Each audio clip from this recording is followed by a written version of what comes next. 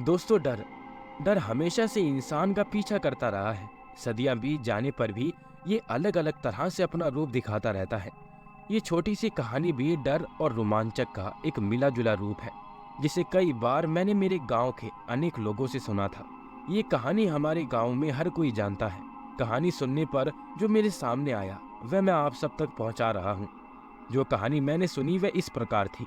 बलदेव नाम का एक बहुत हट्टा कट्टा पहलवान युवक हमारे गांव में रहता था। उसकी उम्र 25 या 26 वर्ष की रही होगी।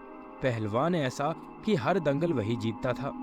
आसपास के गांव में उसका मुकाबला करने वाला दूसरा कोई पहलवान नहीं था। दिलेर भी ऐसा कि आधी रात को अकेले ही शमशान में भी चला जाए। एक बार उसने अपने खेत में खरबूजे की फसल लगा रखी थी। आवारा पशु और नील गाय खेती को उजाड़ देते थे, इसीलिए वह दिन रात खेतों में ही रहकर अपनी फसल की रखवाली करता था। और फसल काफी अच्छी लगी थी, इसीलिए बलदेव को इस बार अच्छे दाम मिल जाने की उम्मीद थी। वह सुबह शाम खेतों में ही रहकर कसरत कर लेता था। कभी कभार जब उसका बूढ़ा पिता खेत में चला आता था, तभी वह कुछ समय के लिए गांव आता था। गांव से खेत की दूरी कोई 2 या 3 किलोमीटर के आसपास थी। एक बार अमावस की काली अंधेरी रात थी। चारों तरफ सन्नाटा छाया हुआ था। बलदेव अपने खेत में मौजूद एक घास फूस की झोपड़ी के बाहर एक खटिया पर लेटा हुआ था। हवा के हल्के हल्के झोंके आ रहे थे। खेत में काम करके दिन भर के थके बलदेव को जल्दी ही नींद ने अपने आगोश में ले लिया। रात में ही किसी समय उसे एक सपना आया कि एक बहुत लंबा और तगड़ा पहलवान उसे कुश्ती के लिए ललकार रहा है, जिसका रंग काला है, आंखें अंगारे सी लाल है।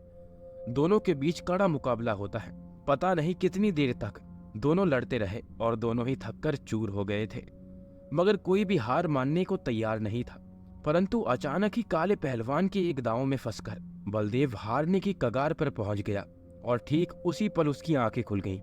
उसका शरीर पसीने से लथपथ था। उसने उठकर खटिया के पास रखे मट्टी के बर्तन से पानी पिया और उस सपने के बारे में सोचने लगा। क्या सचमुच आसपास के गांव में कोई ऐसा है जो उसे दंगल में पछाड़ सके? रात आधी से ज्यादा बीत चुकी थी। वह दोबारा खटिया पर लेटकर सोने का प्रयास करने लगा।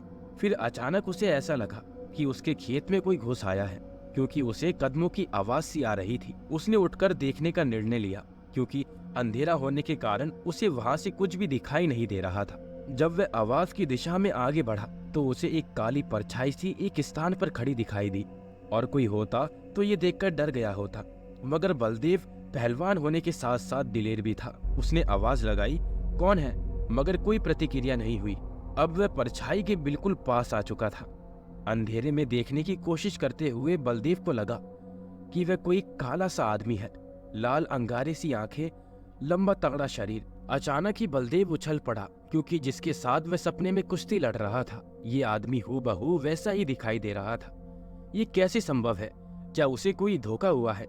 ऐसे कई सवाल अभी वह सोच ही रहा था कि उस काले आदमी ने अपनी जांघों पर हाथ मारते हुए चुनौती प्रस्तुत कर दी। उसके शरीर पर कपड़े के नाम पर लाल लंगोटी सी अंधेरे में चमक रही थी। अब बलदेव आगे कुछ न सोच पाया, क्योंकि उसको कोई कुश्ती के लिए ललकार रहा था। उसने भी अपने कपड़े एक तरफ निकाल कर रख दिए और उससे भिड़ने को तैयार हो गया। अब दंगल शुरू हो गया था, और वह भी खेत के भीतर ही। जल्दी ही बलदेव को उसकी ताकत का एहसास हो गया था, क्योंकि इतनी देर तक उसके सामने टिक पाना हर किसी के बस की बात नहीं थी। वह हर तरफ से बलदेव को टक्कर दे रहा था। मुकाबला बराबरी का चल रहा था, यहाँ तक कि खरबूजे की फसल भी उनके पैरों तले कुचलकर बर्बाद हो रही थी। मगर बलदेव को तो जैसे कुश्ती के सिवा कुछ होश ही न रहा था। मुकाबला लंबा खिंचता जा रहा था। दोनों थककर चूर हो गए थे, मगर हार मानने को कोई भी तैयार नहीं दिख रहा था। यहाँ तक कि सुबह होने वाली थी। तभी बलदेव के एक दाव से धोखा खाकर काला आदमी चारों खाने चित हो गया। अपने नाम के अनुसार बलदेव विजय रहा था। हारने पर पहली बार ध्यान से बलदेव ने उसे देखा। वह 100% वही था जिसे उसने अपने सपने में देखा था। अचानक बलदेव की नजर उसके पैरों पर गई और वह दहल उठा, क्योंकि उसके पैर के पंजे उल्टे थे। क्या वह इंसान नहीं था? क्या वह इतनी देर से जिससे कुश्ती लड़ रहा था वह कोई शैतान है? बलदेव के जिस्म में छुरछुरी सी दौड़ गई।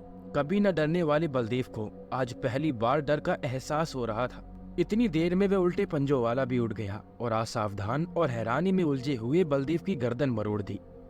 अचानक ही हुए इस हमले के लिए वह बिल्कुल भी तैयार नहीं था।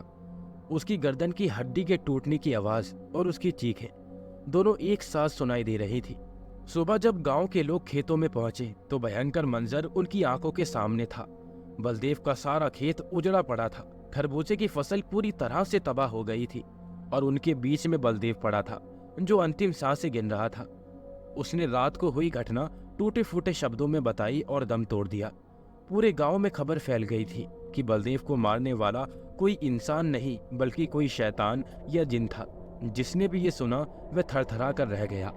दोस्तों, ऐसी बहुत सी कहानियां होती हैं जिन पर हम लोग भरोसा नहीं करना चाहते, मगर यही कहानी हमारे गांव के लोगों को बहुत सालों से भयभीत करती आ रही है और इस तरह इस कहानी का अंत हो जाता है। दोस्तों, मैं आशा करता हूँ आपको ये कहानी पसंद आई होगी। दोस्तों, दरअसल मेरी तबीयत खराब चल रही है, इसीलिए मैं लंबी वीडियो नहीं ला पा रहा हूँ। जैसे ही मेरी तबीयत ठीक होती है मैं फिर से आपके लिए लॉन्ग स्टोरीज लाना शुरू कर दूंगा। अभी मैं लेता हूँ आपसे अलविदा। मिलेंगे एक और नई डरावनी कहानी में।